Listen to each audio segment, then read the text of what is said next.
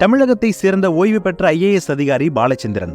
தற்போது பெங்களூருவில் வசித்து வரும் இவர் சமூக நலன் சார்ந்த பல்வேறு கருத்துக்களை சமூக வலைதளங்கள் மற்றும் தொலைக்காட்சியில் தெரிவித்தும் பல்வேறு சமூக சேவையிலும் ஈடுபட்டு வருகிறார். தமிழ் மொழியில் பற்றுக்கொண்ட இவர் இலக்கியங்களிலும் புலமை பெற்றவராக திகழ்கிறார். இந்த நிலையில் இவர் பள்ளியில் படிக்கும்போது கல்விக்கண் திறந்து சமூகத்தில் மதிக்கத்தக்க ஆளாக மாற்றியதில் முக்கிய பங்கு வகிக்கும் தனது ஆசிரியர் ராமசாமி இறந்து 7 வருடங்கள் ஆகிய நிலையில் ஆசிரியரின் குடும்பத்தில் மூத்த மகனாக இருந்து தன் குடும்பம் போல கண்ணும் கருத்துமாக அவர்களது தேவையை நிறைவேற்றி வருகிறார் பாலச்சந்திரன்.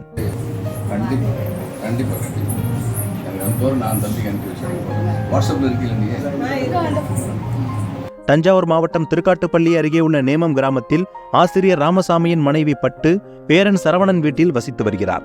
தஞ்சாவூருக்கு வரும்போதெல்லாம் தனது ஆசிரியரின் 80 வயதான மனைவி பட்டுவை சந்தித்து காலில் விழுந்து ஆசி வாங்கி வருவதையும் வழக்கமாக்கி வருகிறார். இந்த நிலையில் சமீபத்தில் தஞ்சாவூருக்கு வந்த பாலச்சந்திரன் நேமத்திற்கு சென்று பட்டுவை சந்தித்துள்ளார். அப்போது பட்டு வயது முதிர்வாலும் மருந்து மாத்திரை வாங்க முடியாமல் அவதிப்பட்டு வருவதையும் அறிந்தார். உடனே பட்டுவிற்கு தேவையான மருந்து மாத்திரைகளை வாங்கி கொடுத்ததோடு பட்டுவின் பேரன் சரவணனிடம் 45,000 கொடுத்து கறவை பசுமாடு வாங்கி அதில் வரும் வருமானத்தில் பாட்டியை குறையில்லாமல் கவனித்துக்கொள் என அன்பு காட்டியுள்ளார்.